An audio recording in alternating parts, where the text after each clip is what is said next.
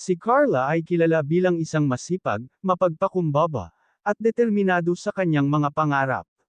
Sa kabila ng mga pagsubok na kanyang naranasan, pinansyal man o personal, patuloy siyang lumalaban at nagsusumikap upang maabot ang kanyang mga mithiin. Sa paglalakbay na ito, naging mahalagang bahagi ng kanyang buhay ang kanyang sponsor, na matagal nang sumusuporta sa kanya, hindi lamang sa materyal na bagay kundi pati sa moral at emosyonal na aspeto. Sa araw ng kanyang kaarawan, inimbitahan si Carla ng kanyang sponsor na magtungo sa isang lugar na pamilyar sa kanya. Sinabi lamang na may maliit na salo-salo at simpleng selebrasyon. Dahil likas na mapagkumbaba, wala siyang inaasahang engranding handog. Para sa kanya, sapat na ang maalala at mapahalagahan sa espesyal na araw na iyon. Pagdating niya sa lugar, sinalubong siya ng mga ngiti, palakpakan, at pagbati ng maligayang kaarawan. Mula sa mga taong malapit sa kanya, may kaunting handa, lobo, at dekorasyon, simpleng ngunit puno ng pagmamahal.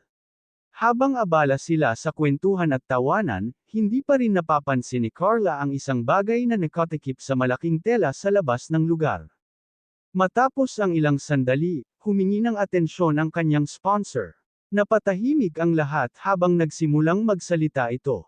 Ikinuwento niya ang paglalakbay ni Carla, kung paano ito nagsimula sa mga pangarap, sa mga pagkadapa, at sa muling pagtayo. Ipinahayag niya kung gaano siya humahanga sa sipag, tiyaga, at kabutihang loob ni Carla.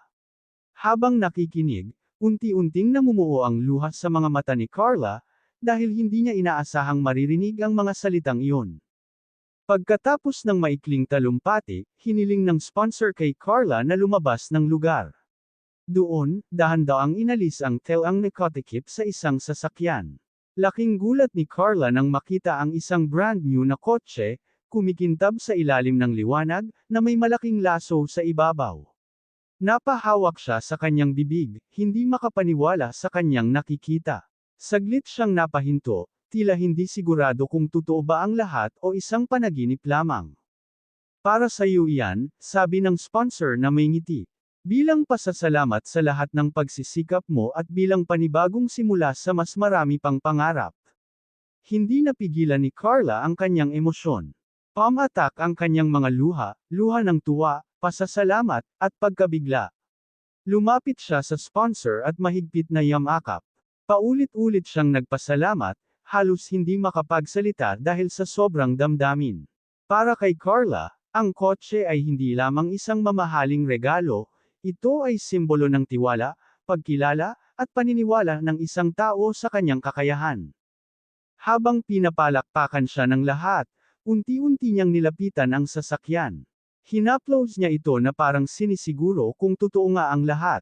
Sa isip niya, naalala niya ang mga panahong naglalakad lamang siya o umaasa sa pampublikong sasakyan, ang mga gabing napapagod ngunit hindi sumusuko. Ngayon, naroon siya, tumatanggap ng biyayang minsan lang niyang pinangarap. Sa kanyang maikling mensahe, nagpasalamat si Carla hindi lamang sa kanyang sponsor kundi sa lahat ng taong naging bahagi ng kanyang paglalakbay. Sinabi niyang ang Reg Along ito ay magsisilbing inspirasyon upang lalo pa siyang magsikap at tumulong din sa iba sa hinaharap. Nangako siyang hindi niya kakalimutan kung saan siya nagsimula at mananatiling mapagkumbaba sa kabila ng mga biyayang dumarating. Natapos ang selebrasyon na puno ng ngiti, yakap, at masasayang alaala. Habang pauwi si Carla, sakay ng kanyang bagong sasakyan, tahimik siyang nagpasalamat sa Diyos at sa mga taong naniwala sa kanya. Ang karawang iyon ay hindi lamang pagdiriwang ng kanyang edad, kundi pagdiriwang ng kanyang mga pangarap, pagsisikap, at pag-asang patuloy pang matutupad. At mula noon, ang araw ng kanyang kaarawan ay naging paalala kay Carla na sa bawat kabutihang ginagawa, sa bawat pangarap na pinaglaban, may mga biyayang darating sa tamang panahon, minsan higit pa sa kanyang inaasahan.